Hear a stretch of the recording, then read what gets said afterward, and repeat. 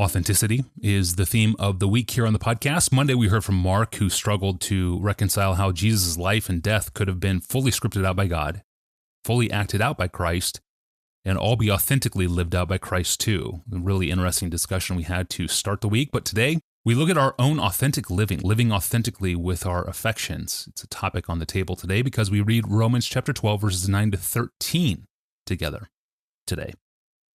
Here's the question it inspired in a young man, 23-year-old listener named Francisco, who lives in Mexico City.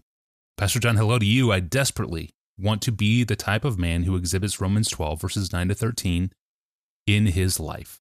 Let love be genuine, abhor what is evil, hold fast to what is good, love one another with a brotherly affection, outdo one another in showing honor, do not be slothful in zeal, but fervent in spirit, serve the Lord. Rejoice in hope, be patient in tribulation, be constant in prayer, contribute to the needs of the saints, and seek to show hospitality. End quote.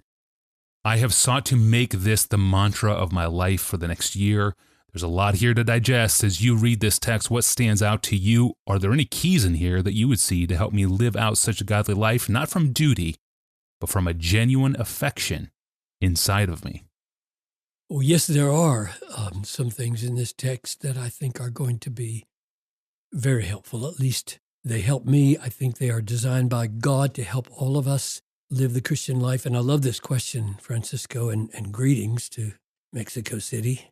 I love this question because it gives me a chance to say some things about living the Christian life, which I think are broadly relevant to virtually everybody, not just you in this text.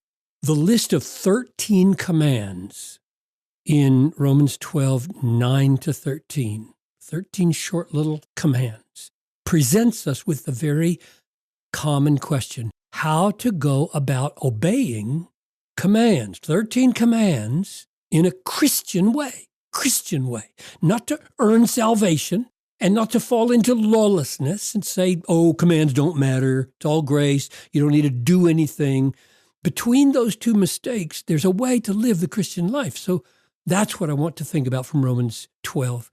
The first thing I notice is that 6 of these 13 commands are directed straight to the affections, the emotions, feelings, the heart. Not to bodily action first, like don't do something first, but rather straight to your heart. Let love be genuine. Abhor what is evil. Love with brotherly affection. Do not be slothful in zeal. Be fervent in spirit. Rejoice in hope. And the other 7 are really specific ways to love.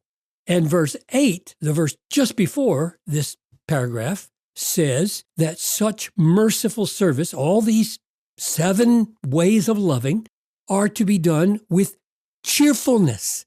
Let the one who does acts of mercy do them with cheerfulness, which is an affection, an emotion. So in effect, all these commands, every one of them, involve the heart, the affections, the desires.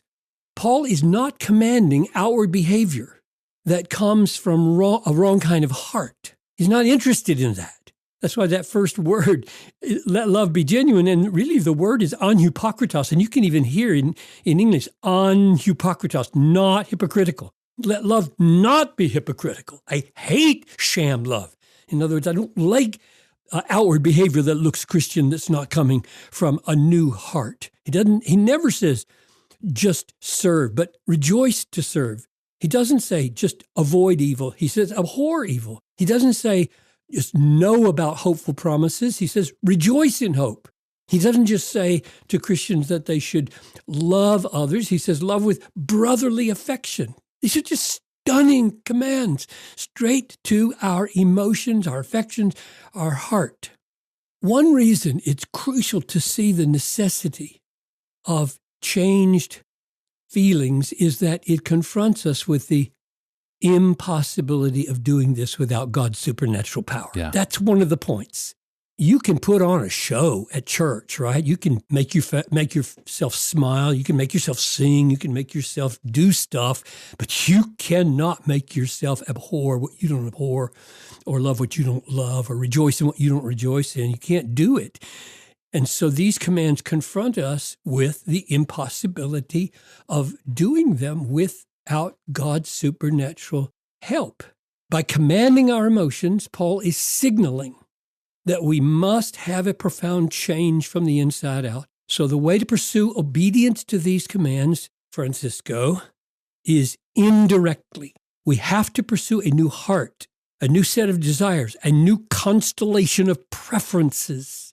That's the work of God through his word by the Spirit, which then takes us back to the beginning of the chapter, because Paul knows what he's going to do here, and he's helping us prepare our lives to do it.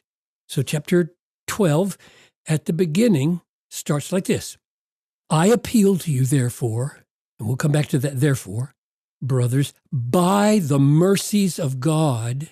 So I'm appealing to you in all these commands, by the mercies of God, to present your bodies as a living sacrifice, holy and acceptable to God, which is your spiritual worship. Do not be conformed to this world, but be transformed by the renewal of your mind, that you approve, so that you approve what is the will of God, what is good, acceptable, and perfect. And that word approve, dokimazo, means more than test and discern. That's the way it's translated in the ESV. It means more than test and discern. It means test and discern and approve. It's not just a mental calculation. It's a heart evaluation. Paul is saying, be transformed with a renewed mind such that your mind and heart assess, evaluate, prioritize, feel things differently, approve of different things than the world does. Don't be conformed to this age. Be deeply changed, have new preferences, approve and disapprove of different things than the world does and which you once did. And then verse 1 gives the key to how that happens. I appeal to you, therefore, brothers, by the mercies of God. Don't be conformed to the world. Be transformed.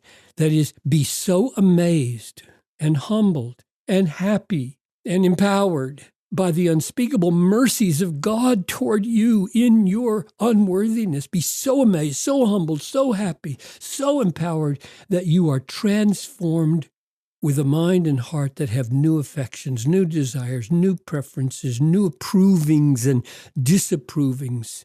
And then we notice the therefore. So the whole chapters 12, 13, 14, 15 begin with therefore, meaning on the basis of chapters 1 to 11, therefore, at the beginning of this verse, I appeal to you, therefore, brothers, by the mercies of God. That word therefore signals that Paul is saying to us, as we consider his several dozen commands in chapter 12, go back now, and review 11 chapters of God's stunning mercies to you. Go back, review God's stunning mercies to you. Why does he make that connection? Because the way we are transformed is by seeing the greatness of the glory of the mercies of God toward us in our hopeless, sinful condition, right? Chapter 6, our old self was crucified with him in order that the body of sin might be brought to nothing. It's the truth of what happened to us in Christ that does away with our old affections of sin. Or at verse 14 in chapter 6, sin will have no dominion over you. That means chapter 12 is going to come true for you. Since you are not under law, but under grace, you're under these mercies of God that are laid out in chapters 1 to 11. Or chapter 8, verse 3, by sending his own Son in the likeness of sinful flesh and for sin, he condemned sin in the flesh in order that the righteous requirement of the law might be fulfilled in us who walk not according to the flesh, but according to the Spirit. So when Paul says in chapter 12, verse 12, rejoice in hope, he's referring to what? He's referring to the great 8, the great Romans 8. He who did not spare his own Son, but gave him up for us all, how will he not with him graciously give us all things? Who will bring any charge against God's elect? It is God who justifies. Who is to condemn? Christ is the one who died. In other words, nobody can separate us from the love of Christ or the love of God. So these, chapters 1 to 11, these are the mercies of Romans 12:1. I appeal to you, therefore, brothers, by the mercies of God, be transformed before you try to put on a show of outward godliness. This is the transforming power of the mercies of God. They take away fear. They take away craving greed for the world. They take away craving for revenge. They make us deeply confident and happy in the care of God. And that changes everything. So that the 13 commands of Romans 12:9 to 13 describe who we are, not just who we ought to be, but really who we have become in the mercies of God as we die with Christ and rise with Christ and are indwelt by the Spirit. Become what you are is what Paul says several times in his letters. And 2 Corinthians 3:18 puts it like this: beholding the glory of the Lord, that is, in this case, the glory of these precious mercies, beholding the mercies, we are being transformed from one degree of glory to another. So, Francisco, the key to obeying these commands in Romans 12 is to come at them indirectly through the doorway of Romans 12:1 and 2, and all the glorious mercies of God in chapters 1 to 11. Immerse yourself in these. Let these be your treasure. God will transform you into the kind of person that can gladly obey these verses in chapter 12 from your heart. Thank you, Pastor John. It's always great to hear you talk about Romans 8:32. He who did not spare his own son, but gave him up for us all, how will he not also with him graciously give us all things? Romans 8:32 is absolutely precious to us on the podcast. It's now appeared in 50 episodes. This is episode number 50, in which that text has appeared, a text that Pastor John has called the most prominent promise in my heart, and perhaps my favorite verse in all of the Bible.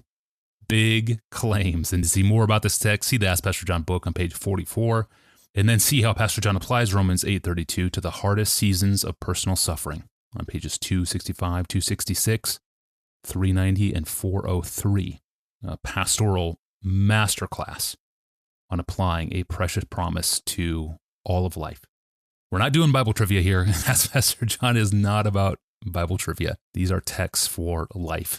And speaking of beautiful promises from God for life, we start next week looking at the 7 promises God has used to keep John Piper from drifting away. I'm Tony Reinke. See you on Monday.